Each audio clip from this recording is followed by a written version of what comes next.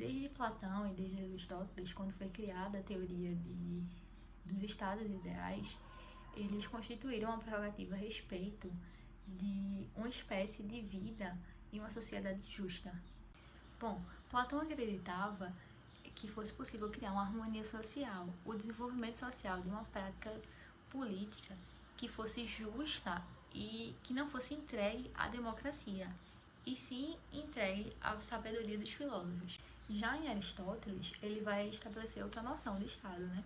Ele vai falar das formas puras e impuras do poder, só que todas elas são voltadas a uma finalidade, que seria o Estado guiado para um fim último, que no caso é a felicidade.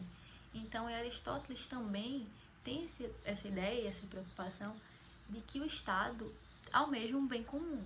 Bom, passando um pouquinho e partindo para a modernidade, existe uma retomada nessa preocupação. Thomas Hobbes acredita que o Estado existe e deve existir para a garantia da paz e estabilidade social. Para ele, a função do Estado é manter os indivíduos sob uma centralização e uma soberania sobre as vontades particulares. Ou seja, não há a liberdade individual nesse modelo absolutista. Já John Locke afirma que o Estado deve servir para garantir os direitos naturais dos homens, aqueles direitos que são naturais e invioláveis, sendo eles a vida, a liberdade e a propriedade. De acordo com o primeiro artigo da Constituição Federal promulgada em 1988, o Brasil é considerado um Estado democrático de direito, formado pela união dos Estados e do Distrito Federal.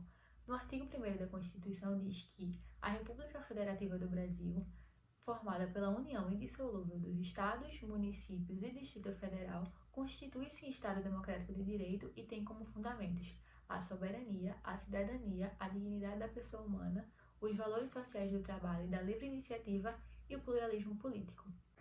Sendo assim, o Estado Democrático de Direito pode ser definido pela soberania popular, por uma Constituição criada conforme a vontade geral, por eleições livres e periódicas, pela criação de um sistema que garante os direitos humanos e pela divisão dos três poderes, que é o Legislativo, Executivo e o Judiciário. E segundo o professor Edgar Leite, no Estado Democrático de Direito, as leis são criadas pelo povo e para o povo, respeitando as dignidades da pessoa humana. Alguns exemplos da função do Estado Democrático de Direito são os princípios da dignidade humana e o princípio da dignidade da pena, no qual ambos são aplicados diretamente no direito penal, e consiste na ideia de que não é permitido a tortura ou tratamento degradante àqueles que estão com direito de ir e vir proibidos pelo Estado. E também o Estado Democrático de Direito procura guiar o comportamento individual e a interação social. Então, a importância que existe é que o Estado Democrático de Direito nos permite nos organizarmos em uma sociedade minimamente justa e estável, com relações de poder que nos trazem mais benefícios do que prejuízos. Existem várias características importantes no Estado Democrático de Direito e algumas delas são que as leis promulgadas pelo Legislativo devem ser obedecidas pelos cidadãos e pelos outros poderes. Os órgãos estatais devem ser harmônicos e controlar uns aos outros. O Estado tem o dever de garantir a justiça social do país e as decisões governamentais devem sempre obedecer à Constituição. Partindo para a diferença do Estado Democrático de Direito e Estado de Direito, é que o Estado Democrático de Direito é ligado à proteção e valores e princípios que são garantidos pela Constituição Federal e pelas outras leis.